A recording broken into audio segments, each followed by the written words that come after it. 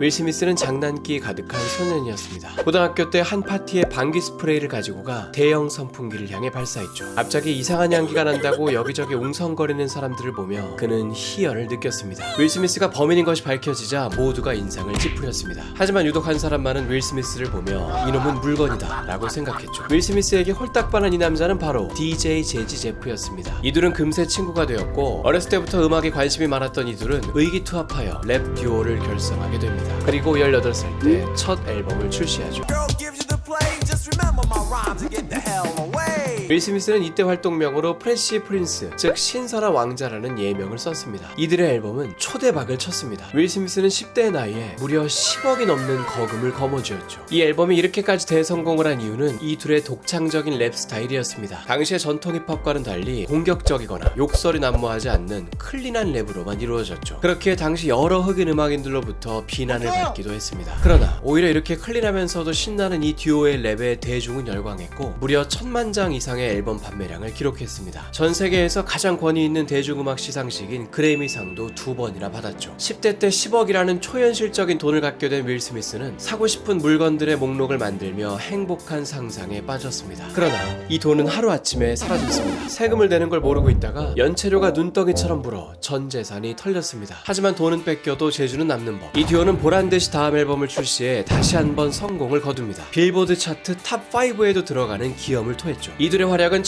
1993년까지 거의 7년간 이어집니다. 이런 윌 스미스가 연기를 시작하게 된 계기는 한 시트콤이었습니다. 그의 인기가 심상치 않음을 느낀 한 제작자가 그를 주연으로 한 시트콤을 기획했던 것이죠. 시트콤 이름부터 그의 예명을 따서 지었는데 벨 에어의 프레시 프린스였습니다. 스토리는 이렇게 시작됩니다. 평범한 학생이었던 윌 스미스가 농구를 하던 어느 날 빗나간 슛으로 인해 동네 갱들과의 불화가 시작되었죠. 잃고 생명의 위협까지 받게 되었고 어머니는 아들을 살려야겠다는 생각으로 4000km가 넘게 떨어진 이모의 집으로 보내게 됩니다. 이곳은 벨에어라는 지역으로 미국에서도 손꼽히는 부촌입니다. 윌 스미스가 살던 곳과는 너무나도 다른 환경이었죠. 이렇게 피신을 오게 되어 상류층 집안에서 생활하며 좌충우돌하는 코미디 시트콤이었습니다. 큰 기대 없이 윌 스미스의 인기에 기대에 시작된 시트콤이었지만 예상보다도 큰 사랑을 받아 무려 6년간 6시즌이나 방영되었습니다. 이 시트콤은 당대 인기 흑인 스타들이 카메오로 총출동한 것으로도 유명했습니다. 대표적으로는 농구 선수 카림 압둘 자바, 전설적인 R&B 그룹 보이즈 투맨, 패션 모델계의 데모라 불리는 나오미 캠벨 등이 있었죠. 종영된 지 한참 된 시트콤이지만 지금까지도 90년대를 대표하는 프로그램으로 회자되고 있습니다. 훈훈한 톡쇼에서 윌 스미스가 이 시트콤의 주제가를 부른 적이 있었는데 관객들이 추억에 잠겨 떼창을 하는 장면이 연출되었습니다.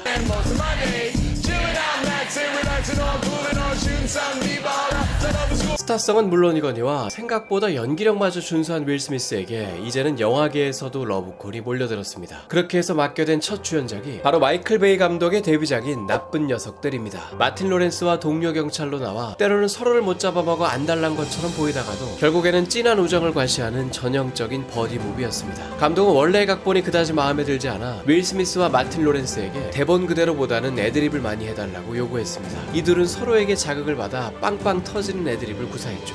Put the gun down and give me a pack of tropical fruit bubblicious.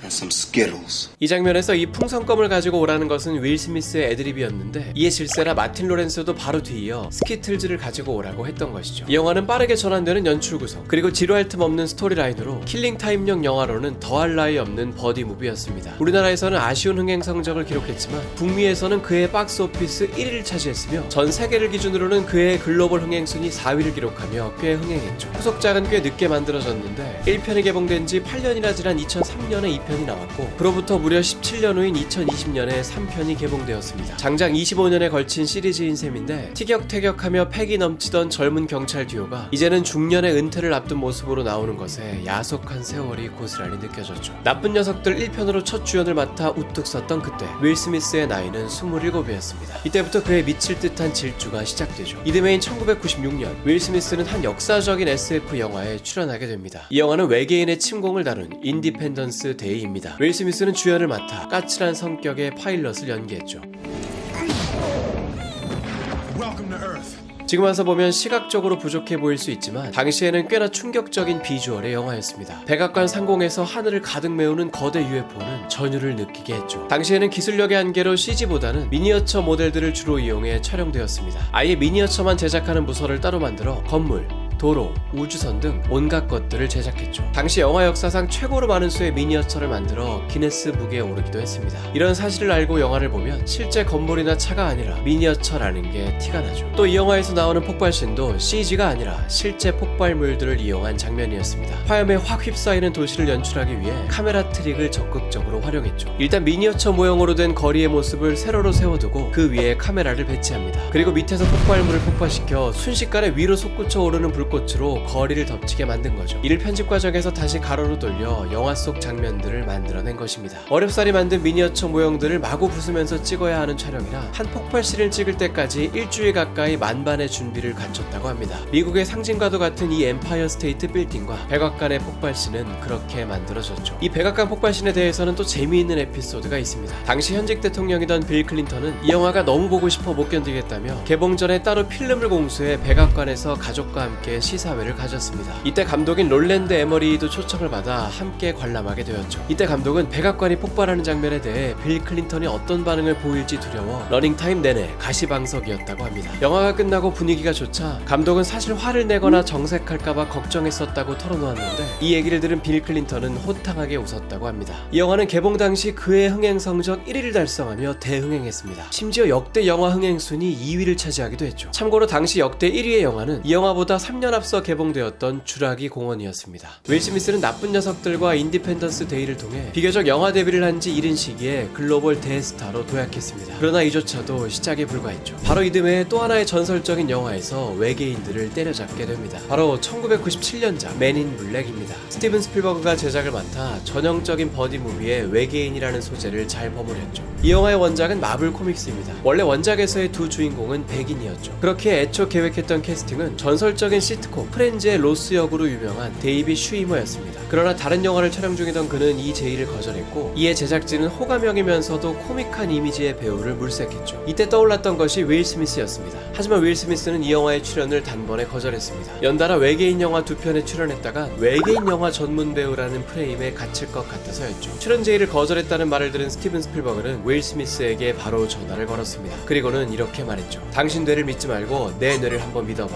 라고 말이죠. 이렇게 원작의 설정을 바꾸면서까지 캐스팅된 윌 스미스는 대활약을 펼쳤고 이 영화는 크게 흥행했습니다. 또 이 영화는 주인공의 인종 말고도 원작과 크게 다른 점이 또 하나 있었죠. 바로 이 기억 소고 장치입니다. 불빛만 번쩍하면 사람들의 기억을 지워주는 이 편리한 장치는 당시 실제 존재했으면 하는 아이템 순위에 빠지지 않았습니다. 이 영화의 상징과도 같았던 이 장치는 원작에 없는 설정이었습니다. 사실 영화와는 달리 원작 코믹스는 어둡고 암울한 분위기라 외계인을 목격하는 사람들은 증거인멸 차원에서 모조리 사살했습니다. 이를 코믹 영화로 순화하다 보니 나온 설정이 바로 이 기억 소고 장치였죠. 그런데 이제는 원작을 초월한 인기를 얻어 맨인 블랙의 상징과도 같은 아이템이 되었습니다. 후속작에서는 아예 자유의 여신상의 횃불에 이 장치가 있는 것으로 나오기도 했죠. 다소 코믹한 역할들로 연달아 이틀을 친 윌 스미스는 이제 진지한 역할로 변신을 꾀합니다. 에너미 오브 스테이트라는 첩보 스릴러 영화를 통해서였죠. 등장하는 장비들을 보면 세월이 느껴지지만 이 영화는 손에 땀을 쥐게 하는 긴장감과 몰입도가 압권인 영화입니다. 98년도 영화임에도 아직까지 쫄깃한 스릴러로 회자되고 있죠. 이렇듯 건드리는 것마다 빵빵 터지는 윌 스미스에게 또 한 번의 엄청난 기회가 찾아옵니다. 바로 1999년에 개봉되어 큰 사랑을 받았던 매트릭스입니다. 무려 이 영화의 주인공 역할에 캐스팅 제의를 받았죠. 미팅까지 가지며 성사 직전까지 갔었습니다. 당시 감독을 맡은 워쇼스키 형제는 이 영화를 가리켜 이제껏 없었던 획기적인 연출이 들어갈 거라며 점프한 뒤 화면을 멈추고 그대로 카메라가 360도 돌아가는 엄청난 장면을 만들어낼 것이라며 흥분했죠. 이때까지만 해도 진지하게 경청하던 윌 스미스는 이 말을 듣는 순간 터무니없는 소리라고 생각해 결국 마음을 돌렸습니다. 그렇게 이 영화는 키아누 리브스를 주연으로 개봉되었고 영화사의 한 페이지를 장식했죠. 윌 스미스는 막상 이 영화의 대성공을 목격하자 한편으로는 실수했다 싶었으면서도 한편으로는 키아누 리브스가 너무 완벽해서 오히려 잘된 일이다 싶었다고 합니다. 매트릭스를 거절하고 그가 선택한 영화는 와일드 와일드 웨스트입니다. 주연은 물론이거니와 직접 주제곡의 랩까지 도맡았죠. 또 이 캐릭터가 자신의 성격과 비슷해 감정이입이 잘 된다며 지금까지 찍었던 영화 중에 가장 즐거웠던 촬영이었다고 합니다. 하지만 이 영화는 처참한 평가를 받으며 흥행에 실패했습니다. 이때 윌 스미스는 우리가 즐겁다고 해서 관객도 즐거운 건 아니다라는 걸 처음으로 깨달았다고 합니다. 이 영화는 단순 코미디 액션이라고 보기에는 기괴한 요소들이 많아 가벼운 오락 영화를 기대하고 갔다가 봉변을 당하는 관객들이 많았죠. 그리고 서부극 영화 같으면서도 그 시대에 어울리지 않는 기계류들이 등장해 꽤나 혼란스러운 세계관이었습니다. 훗날 이런 세계관을 묶어 스팀펑크라는 용어로 정의되었지만 당시만 해도 이 용어는 존재하지 않아 꽤나 생소한 컨셉이었죠. 이 영화로 처음 쓴 실패를 맛본 윌 스미스는 배역을 맡는 것에 좀 더 신중을 가했습니다. 시나리오를 꼼꼼히 검토하며 다음 배역 선정에 고민을 거듭했죠. 한 영화 측에서 그에게 끊임없이 구애를 펼쳤는데 그는 무려 8번이나 단호하게 그 배역을 거절했습니다. 이 배역은 전설의 권투 선수 무하마드 알리였습니다. 알리의 일대기를 다룬 전기 영화에서 윌 스미스를 주연으로 캐스팅하려 했던 것이죠. 그가 이 배역을 거절한 것은 흥행에 실패할까 걱정돼서가 아니었습니다. 도저히 무하메드 알리의 피지컬이나 카리스마를 구현할 수 없을 것 같아서였죠. 그런데 어느 날 한 남자로부터 전화를 받게 된 윌 스미스는 이 배역을 결국 수락하게 됩니다. 이 전화는 바로 무하마드 알리로부터 걸려온 전화였습니다. 나를 연기해줄 사람은 당신뿐이라며 꼭 맡아달라고 부탁했던 거죠. 묵직한 책임감을 느낀 윌 스미스는 생애 처음으로 배역을 위해 엄청난 강도의 운동을 시작했습니다. 태생적으로 마른 체형이었기에 그때까지 인생에서 70kg을 넘어본 적이 없었는데 이 배역을 위해 실제 권투 선수들의 운동법을 1년 동안 소화했죠. 결국 16kg의 근육 증량에 성공했습니다. 시합을 하는 장면들도 전부 대역 없이 본인이 직접 연기했습니다. 1년간 갈고 닦은 권투 스킬들을 뽐내며 그 유명한 나비처럼 날아서 벌처럼 쏜다 식의 파이팅 스타일을 재현했죠. 또 윌 스미스가 강펀치를 맞는 장면들도 리얼하기 짝이 없었는데 영화관에서 이 영화를 보던 권투 선수들은 실제로 맞으면서 찍은 것이 아니냐는 말을 했을 정도였습니다. 그런데 실제로 때린 게 맞았습니다. 이 영화의 감독인 마이클 만은 사실성에 상당한 집착을 보이는 것으로 유명한데 촬영 당시 리얼함을 위해 전직 프로 권투 선수들을 배우로 투입했고 윌 스미스를 KO시키지 않는 한도 내에서 실제로 때려도 된다고 말하기까지 했습니다. 윌 스미스는 이 영화로 블록버스터 전문 배우라는 편견을 씻어냈고 생애 처음으로 아카데미 나무주연상 후보에도 올랐습니다. 하지만 같은 흑인 배우인 덴젤 워싱턴에게 밀려 수상에는 실패했죠. 무려 38년 만에 흑인 나무주연상이 나왔던 해였습니다. 비록 수상에는 실패했지만 이때부터 윌 스미스는 영화사에 엄청난 기록을 남기게 됩니다. 아직까지도 이 기록을 가지고 있는 것은 윌 스미스가 최초이자 유일하죠. 바로 북미 박스오피스 기준 주연 영화 8편 연속 1억 불 돌파라는 대기록입니다. 이 8편의 영화는 다음과 같습니다. 맨인 블랙 2와 나쁜 녀석들